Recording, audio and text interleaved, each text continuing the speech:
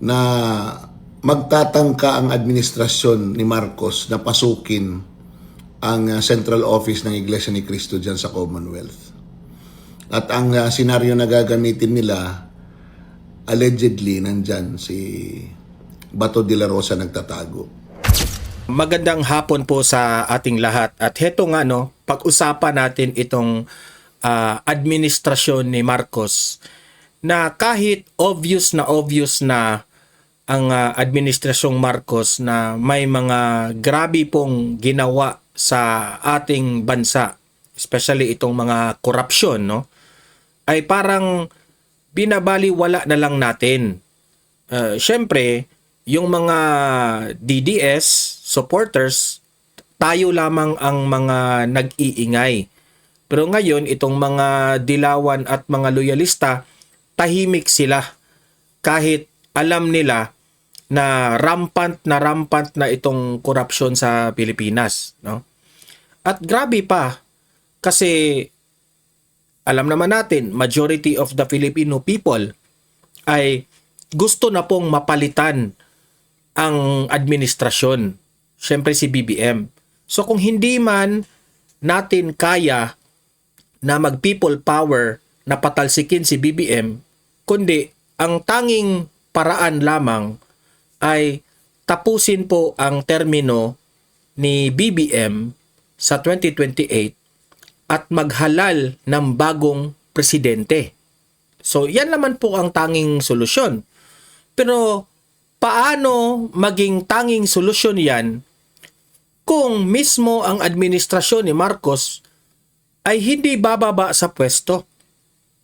Kasi may usap-usapan po na itong administrasyong Marcos ngayon ay gusto nila o gagamitin nila ang malawak na paraan, malawak na kapangyarihan na mag-extend ang kanilang power. Maraming paraan talaga na hindi sila makabababa sa pwesto. Kasi hawak nila lahat ng ahensya ng gobyerno, hawak nila ang House of Representatives, pati ngayon hawak na nila ang Senado sa Bangag 13. Di ba? Usap-usapan pa nga na ang pinakamalaking religious group sa Pilipinas, mamaya i-reveal natin ito ay gusto na nilang pasukin. Kasi napapraning na ang administrasyong Marcos na baka maging presidente si VP Sara sa 2028 ay delikado sila kasi balikan sila sa kanilang mga kalokohan na ginawa. Especially dito sa usaping flood control. May usap-usapan ngayon, sa mga kaibigan natin na mga vloggers, gusto na raw nila pasukin itong pinakamalaking religious group sa Pilipinas at gayahin nila, di umano, gayahin nila kung ano man ang ginawa nila doon sa KOJC. Na alam naman po natin ang nangyari sa KOJC. Binaboy nila, binastos nila para lang mahuli itong si Pastor Apollo Kibuloy. Ngayon, sa kapraningan nitong administrasyon na ito, nagdududa sila na itong si Senator Bato de la Rosa ay nagtatago raw dito sa pinakamalaking religious group sa Pilipinas. At yan ang plano nila. Mamaya ipapakita ko yan At dahil dito, kung laliman ninyo ang inyong analysis, si Senator Marcoleta ay plano na rin nilang arestuhin at gawa ng kaso para si Marcoleta maalis na dyan sa Senado kasi si Marcoleta sagabal sa kanilang administrasyon Kasi itong si Marcoleta kasi doon lang siya sa katotohanan. Hindi siya natatakot. Talagang maanghang ang mga prangka na statement nitong ni Marcoleta, talagang binubuking nila. Kaya ngayon, si Marcoleta, Senator Marcoleta, nagsalita na patungkol dito kung ano ang kanyang gagawin kung sakasakaling pagdating ng panahon ay aarestuhin na siya. Mamaya, atin rin yung itatalakay ang patungkol kay Marcoleta. At ito rin, pag-usapan rin natin itong latest na statement nitong si Senator Alan Peter Cayetano patungkol po sa nangyari sa Senado dito sa mga Bangag 13. Dati Bangag 11 lang yan, naging Bangag 13 na kasi sumanib na si Kilay Cheese Escudero at itong si Santo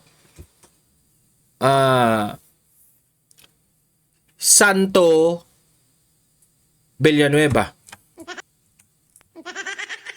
Santo Joel Villanueva. Pag-usapan natin yan kasi na-real talk sila dito kay Senator Alan Peter Cayetano. At last but not the least ay nagkaroon po ng pre-trial conference. Kasi isa ito sa mga political main issue, itong impeachment ni VP Sara. Importante sa kanila itong impeachment kasi dito nakasalalay ang kanilang political future. Kasi kapag si VP Sara ay makalusot dito sa impeachment, goodbye sila sa 2028. Totoo. Goodbye sila sa 2028. Kaya,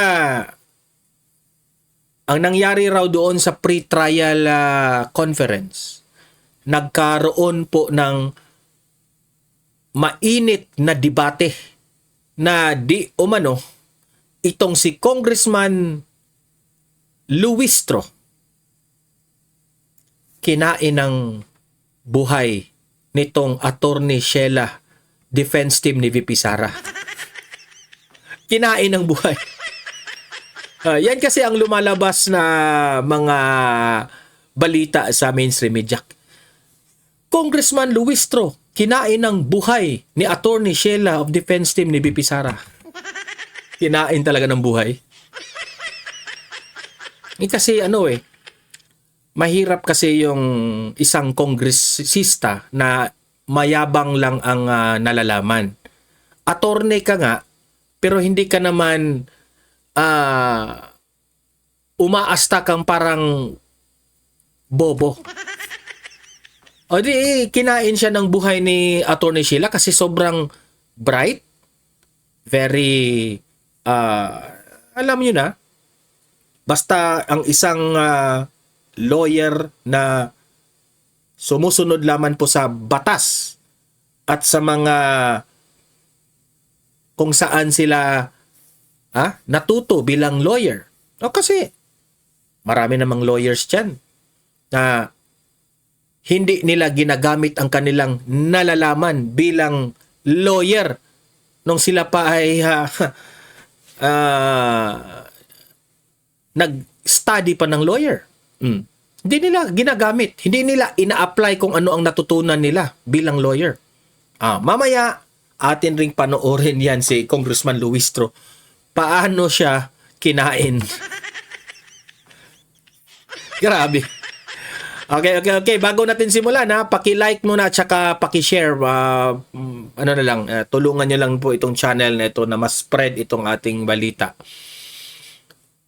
At sa mga hindi pa nakasubscribe dito na mga audience, kung bago ka pa lang dito, if this is your first time, mag-subscribe na po kayo kasi wala ang bayad kung mag-subscribe ka sa YouTube. Pindutin nyo lang yung subscribe button. Tapos updated ka na sa ating mga balita na kagaya nito. Okay? Babati muna ako. May batian po tayo ngayon. Reward po ito sa aking mga viewers na laging nanonood dito sa Donmar TV. Sabi ni Julia Sugiyama, ito lagi itong nanonood dito. Good evening po Sir Donmar TV. Ayan, good evening po dyan sa inyo. Dito naman ay hapon Maribel Serafin, good evening po Sir Donmar, watching always from Hong Kong. Ayan sa mga kababayan natin dyan sa Hong Kong na mga OFWs. Hello po sa inyo, Mama Maribel, thank you. Susan Angot, lagi itong nanonood dito. Magandang gabi po Sir Donmar, magandang gabi rin dyan, Ma'am Susan. Abi Ayang, ayan, good morning, ayan. Neldy De La Cruz Sato, ayan, merong pa ba? Oh, anong merong pa ba? Kasi kung ang tinatanong mo kung meron pa bang maleta, wala na. Ubos na ang maleta. Ubos na ang pera ng bansa. Alexandra Trusova, Idol, ang masabi ko lang na God bless to all of us. Ayan, God bless you, Ma'am Alexandra. Mabuhay po kayo. Heto na nga, no? Unahin muna natin itong nabanggit ko nga kanina. Ito, panoorin niyo. Ito yung nakuha kong balita kahapon, no? There are stories. Shout out pala nitong vlogger na ito na si Jesus Duque. Siya yung vlogger na nag-e-expose doon sa lugar nila Sandro Marcos kung saan ang dami pong mga mga ghost projects at mga hindi natapos na projects doon. Okay. Ito siya, may bago siyang nalalamang balita. Okay? Panoorin natin. Na magtatangka ang administrasyon ni Marcos na pasukin ang central office ng Iglesia ni Cristo dyan sa Commonwealth. At ang senaryo na gagamitin nila, allegedly, nandyan si Bato de la Rosa nagtatago. And that magkakaroon ng mga testigo na magsasabi na nakita nila, etc., etc. Alam niyo naman, sa gobyerno, there is always that presumption of regularity. Pag kumilos ang gobyerno, you will not ask questions now. You will ask the questions later. Di ba? Kasi there is always a presumption na yung ginagawa nila ay legal. Di ba? Ang purpose ng paggawa ng ganyan is that, alam nyo, init na rin tong mga congressman. Itong mga congressman na ang kanilang boto ay nakadepende sa Iglesia ni Cristo, na eto sila ngayon ay bumoto sa impeachment at very vocal sa impeachment ni Vice President Sara Duterte. Natatakot ang mga ito na hindi suportahan ng Iglesia ni Cristo. And the only assurance that this administration can make, itong Marcos administration, is to destroy Iglesia ni Cristo. Yun lang yun eh. Alam nyo, pagkwentuhan na ng ganito, palaliman ng pag-iisip, hindi nyo maiiwan si Madarahog. Because I've been talking to a lot of people and isa lang ang lumalabas. Di ba? Ang hadlang na lang sa administrasyon na ito na isang malaking organisasyon ay ang Iglesia ni Cristo. Nasira na nila yung GIL, nasira na nila yung QOJC. Mula na magsimula, ang El Shaddai ay sa kanila. Ang Roman Catholic Church, through the Liberal Party, nasa kanila na rin. And ang pinaka malaking hadlang na lang is the Iglesia ni Cristo. And Iglesia ni Cristo continues to be the critic of this administration. At the only way to destroy it is to attack it by using legal means kuno, and to create a narrative that it is an evil organization. Alam niyo na, di ba? Maglalabasan yung mga kwento-kwento na naman na kung ano-ano galing sa mga vloggers ni Marcos. Well, nakakabahala. Ang sobra na ang iniisip ng administrasyon na ito in destroying its people. Hindi lang sa economics, hindi lang sa governance, hindi lang sa corruption, kung hindi pati yung paniniwala ng tao. Pakikialaman na nila. They are really afraid na at the turn of 2028, iba ang maging Pangulo at lahat sila habulin sa kanilang mga kasalanan. sila ang nasa poder ngayon. They will do everything to extend their power by whatever means necessary. Alam niyo, maraming beses na pala nag-attempt ang administrasyon na ito na i-bait genuinely ang taong bayan at ang mga leader ng oposisyon na mag-create ng chaos para makapag-deklara ito ng martial law. Pero hindi nangyayari. These are stories. Siyempre wala naman aamin, wala naman magsasalita na talagang ganito ang pag-iisip ng administrasyon na ito. But if you look at it, wala pa silang sinabi na gagawin nila, na nagawa nila. They have been saying na hindi sila magko-cooperate sa ICC and they cooperated. Sabi sila, walang warrant of arrest si Bato and yet tinutulungan nila yung ICC na madakip si Bato for their own benefit. Diba? Nakita nyo ngayon yung pagpalit ng liderato sa Senado. It is not about programs of government. It's about impeachment and the flood control issue. More on the flood control and a little bit of the impeachment. Pero ngayon nakikita natin na yung impeachment talagang they arrested Jinggoy, they suspended Jinggoy, kulang na ng isa, di ba? Pag maaresto si Marcoleta, isususpend din, kulang na ng dalawa, magiging 22 na ang senador na buboto sa impeachment. And if they will be able to arrest Bato, and if Bato will be brought to The Hague, magiging 21 na lang.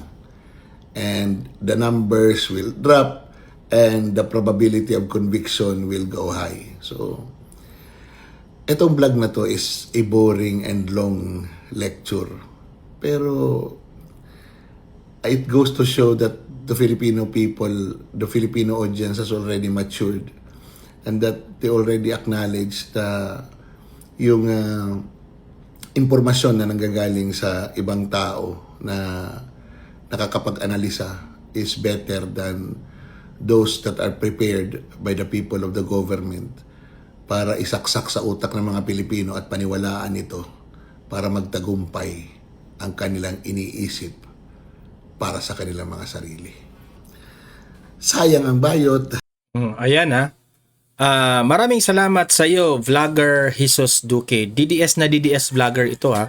Palakpakan kay Jesus Duque. Magaling. Itong si Jesus Duque, magaling na vlogger to. Magaling rin na analyst. Maraming copy ito.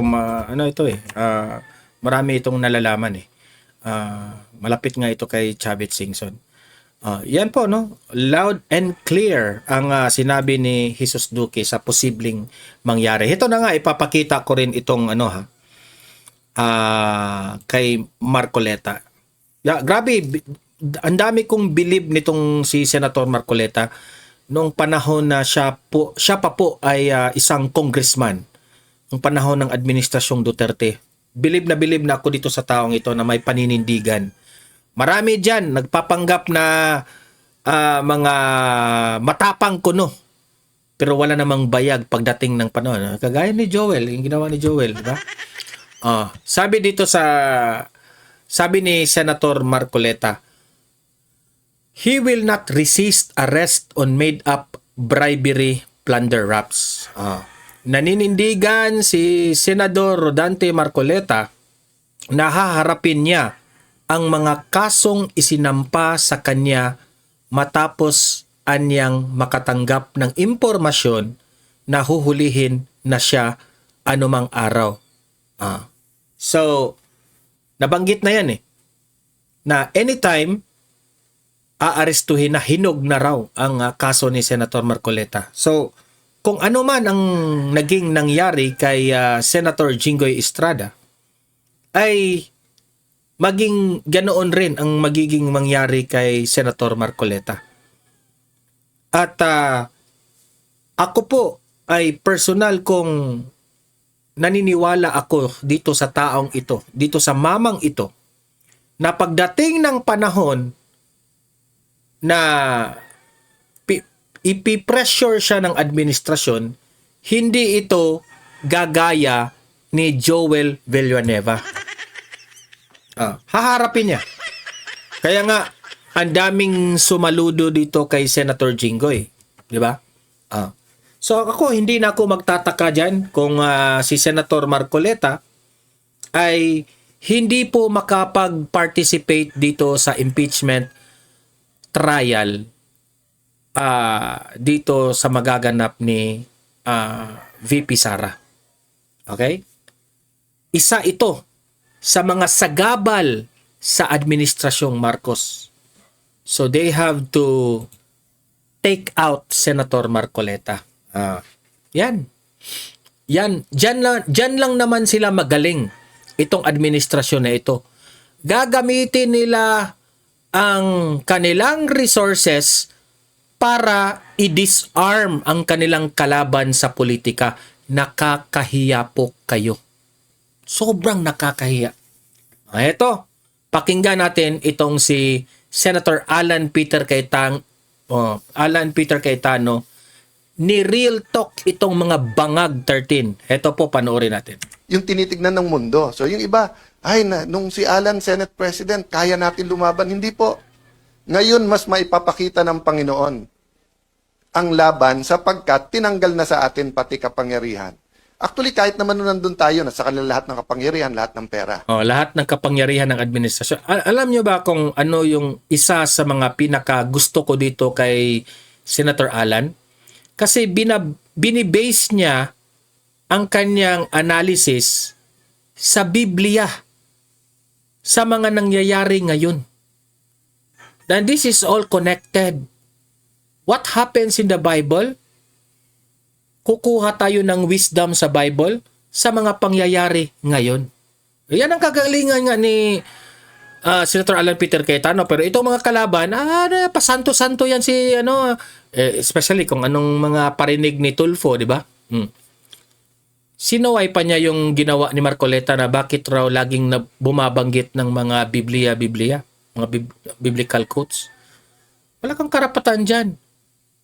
Don't you know na sa hirap ng buhay ngayon, wala na tayong ibang kakapitan kundi ang Panginoon na lang?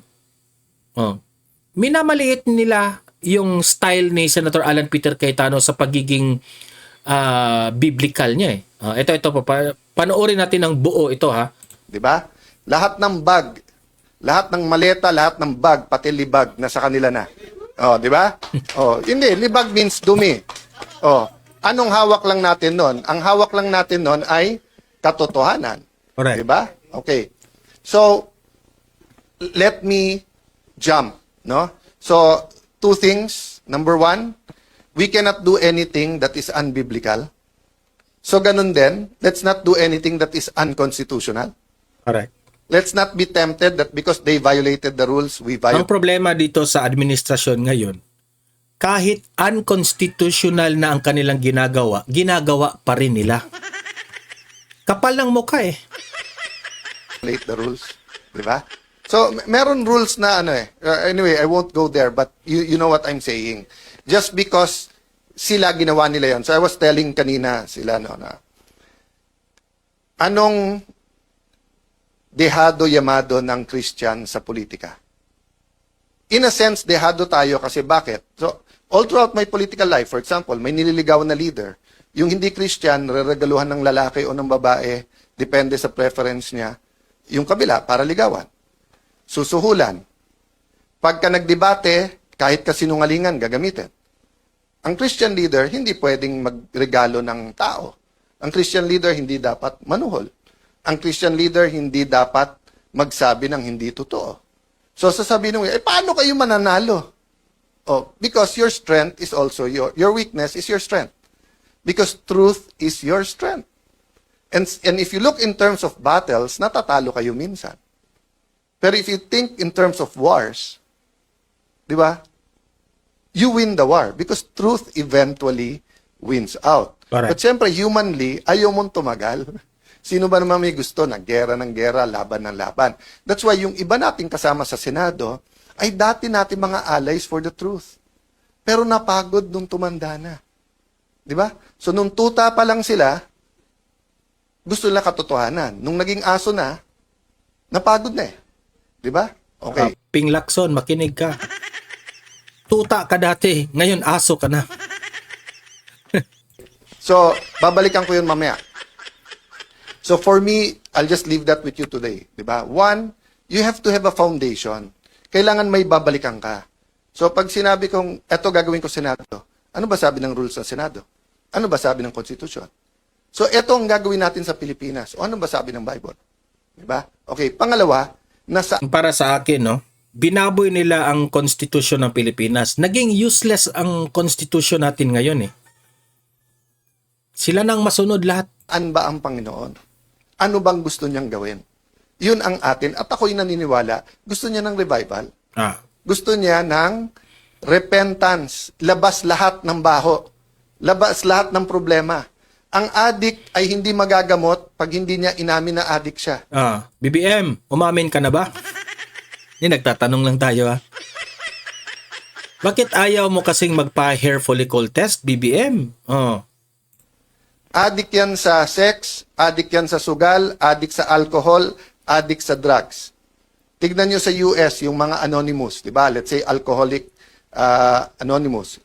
Ang umpisa mo, hi, I am Pedro de la Cruz. I am Juan de la Cruz. I'm Maria de la Cruz. And I am an addict. Why? Because pag hindi mo inamin, yung tinitignan ng mundo. So yung iba, nung si Alan, Senate President, kaya natin lumaban. Hindi po. Ngayon, mas maipapakita ng Panginoon ang laban sapagkat tinanggal na sa atin pati kapangyarihan. Actually, kahit naman nung nandun tayo, nasa kanila lahat ng kapangyarihan, lahat ng pera. Di ba? Lahat ng bag, lahat ng maleta, lahat ng bag, pati libag, nasa kanila na. Di ba? Hindi, libag means dumi. Anong hawak lang natin nun? Ang hawak lang natin nun ay katotohanan. So, yun po ang real talk ni Senator Alan Peter Cayetano dito sa mga Bangag 13. So, hindi naman talaga anong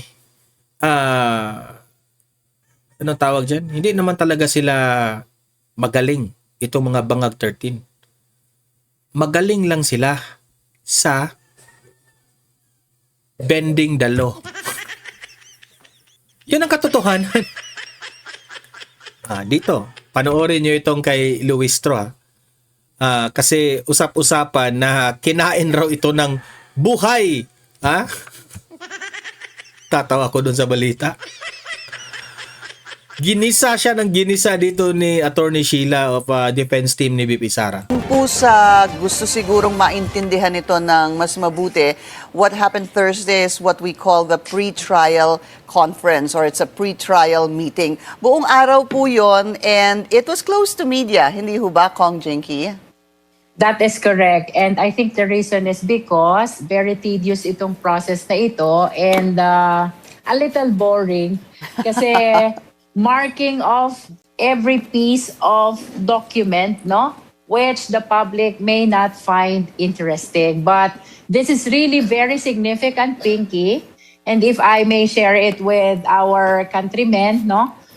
Ito pong pre-trial conference na ito, ina-address yung mga initial matters na pwedeng pag-usapan upang magkaroon tayo ng mas simple, mas mabilis, at mas patas na trial, no? To be very specific, una po, nagkaroon po tayo ng proposed stipulation of facts. Pwede pong i-admit or i-deny ng kabilang party. Ang purpose, bawasan ang mga pagtatalunan during the trial. So yung may mga admissions, considered siya na established facts na, no need to prove it during the trial, no? I see. Second, ginagawa din po dito yung submission ng names of witnesses. The purpose is to be able to determine also the number of trial dates na kakailanganin ng prosecution on one hand at ng defense on the other hand. And another important thing is of course the marking of documents sapagkat very time-consuming po ito kung ito'y sa trial pa gagawin. Kaya dito po ito ginagawa sa pre-trial conference, no? To summarize, Pinky, the stipulation of facts, the issues for resolution, names of witnesses, and even the number of proposed trial dates for both parties. Submitted na lahat yan sa impeachment court. Kaya lang, hindi tayo natapos sa marking of exhibits. Again, it's because of the voluminous documents that we have in support, particularly of the article on unexplained wealth and the confidential fund. And that is why babalik tayo sa impeachment court this Monday upang ipagpatuloy ang marking of our documents. Hopefully matapos. Para pag natapos na po ito, we will just be waiting for the pre-trial order. At ito pong pre-trial order na ito, it will embody everything that happened, agreed on during pre-trial conference. And this will be binding to both parties, including the impeachment court. At bawal po mag-deviate. Yan na po yung susundan natin during the entire trial. So what we're expecting to happen is another pre-trial conference on Monday. Hopefully matapos po yun. After that, yung sinabi niyo po, Kong Jinky, na pre-trial order, tama ho ba? Well, I'm not so sure kung paano ba issue itong pre-trial order. Most likely, Pinky, this will be issued na lang without convening of the impeachment Okay. court, no? Kasi ang understanding ko, yung start ng trial na July 6 will be presentation of evidence na, no? So, immediately after termination of pre-trial conference, we can anticipate na the issuance of pre-trial order. But I heard, Kong Jinky, there's this June 25 submission or summons. Meron pa ho. That's what I heard during the report yesterday. It is actually June 22, that is Monday, no? Para dun sa mga written manifestations na gusto pang isumite ng mga parties like the prosecution and the defense, no? For example, yung comment dito sa mga proposed stipulation of facts, pwede yun. I see. Kung meron ka pang gustong isuggest concerning the trial dates, pwede pa rin. Kung meron kang additional manifestation, pwede pa rin. In other words, yung June 22, sinet yan if ever there are any other manifestations which the parties may wish to file. Got it. Okay. So you were saying in the beginning, I wanted to circle back to that. Sabi niyo po na hindi din pinakita po ito sa media at ginawang live or accessible dahil nga po boring. Pero yung balita po namin, Kong Jinky, nagkaroon po ng tensyon. Can you tell us more about that? Siguro naman it is better described by disagreement rather than tension, no? Sapagkat we have to understand, Pinky, na this is an adversarial proceeding, no? The position of the prosecution is completely opposite to the position of the defense and therefore anticipated yung maraming disagreements, not necessarily tensions, in the proceeding. As a matter of fact, makikita din natin ito during the trial. Ang sabi ko nga, Pinky, magtaka tayo if the position of the prosecution and the defense is uniform, no? Sapagkat adversarial to.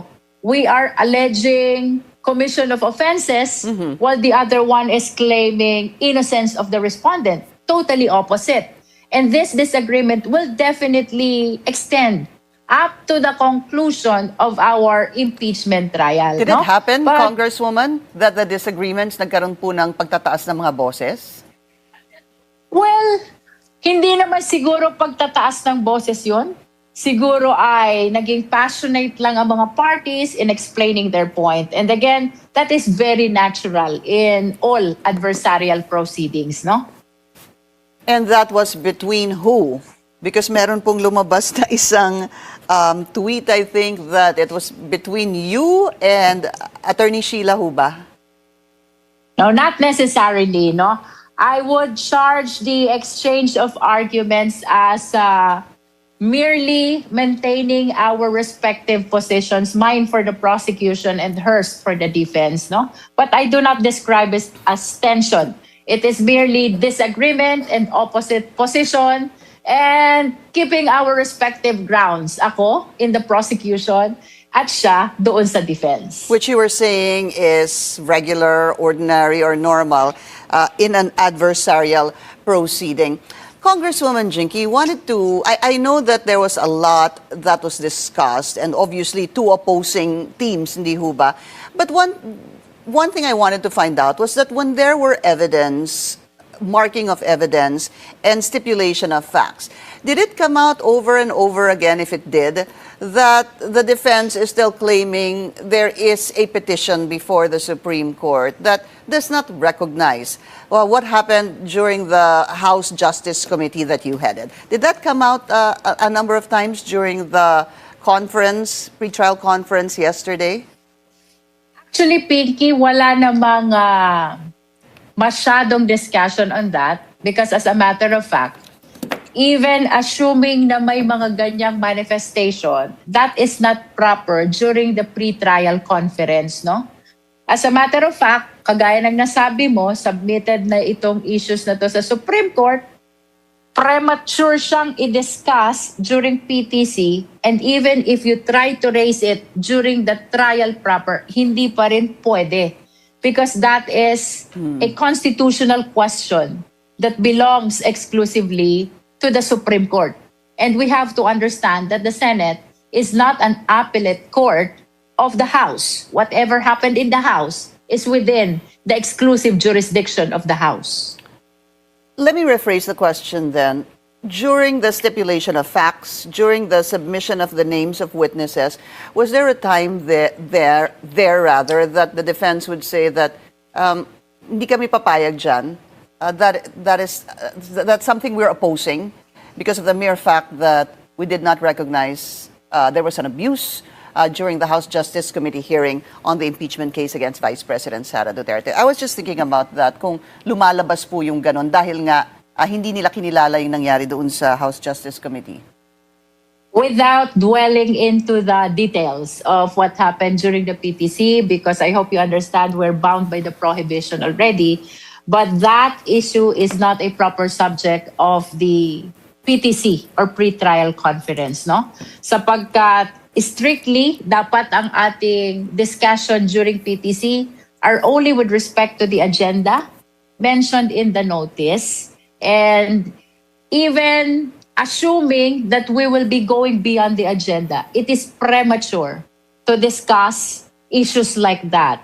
At sabi ko nga kanina, kahit pa yata erase mo yun during the trial, hindi pa rin proper because that is a constitutional issue na dapat Supreme Court ang nagre-resolve. It is beyond the jurisdiction of the impeachment court. Let's talk about the submission of names of witnesses. Congresswoman, how many witnesses are there for the prosecution and how many witnesses are there for the defense? And let me follow up already, if you don't mind. Are surprise witnesses allowed? Go ahead, ma'am. Well, as to the number, let me make reference to the prior pronouncement ko, no? I said before that it's 57.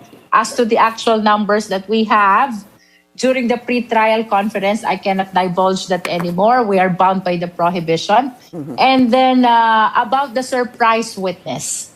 About the surprise witness, it is not actually surprise in the sense that you're supposed to make a reservation, no?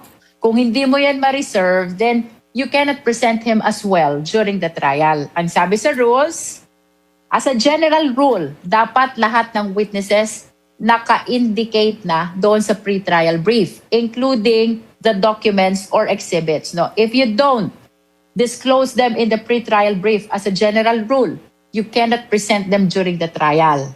However, there is an exception. Pagdating doon sa witness and there is an issue of safety and security, pwedeng reservation lang muna. And then you will just disclose it to the impeachment court 3 days before his presentation, no? Oh. Tapos isama Pwedeng mabend the law. ko na pink yun sa documents.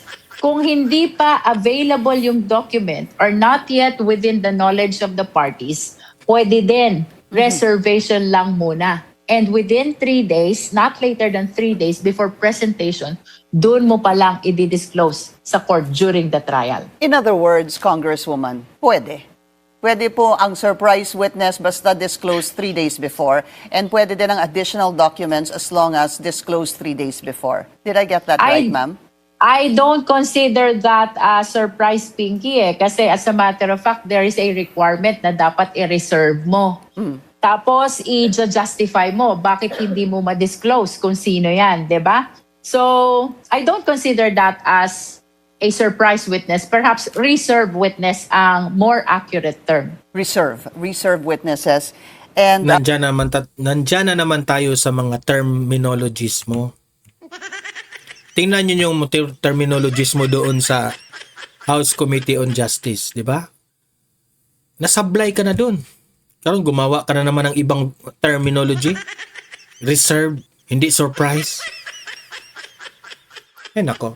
So anyway, guys, no, ayan, napakinggan ninyo si Luistro. Mag-comment, mag-react po kayo. Babasahin natin ang mga komento nyo sa comment section ng inyong mga opinion, okay? Paki-like, paki-share, at sa mga hindi pa nakasubscribe, subscribe na po kayo, okay? See you in my next video. Have a great day, have a great night. God bless po sa ating lahat. Mabuhay ang Pilipinas, and God save the Philippines.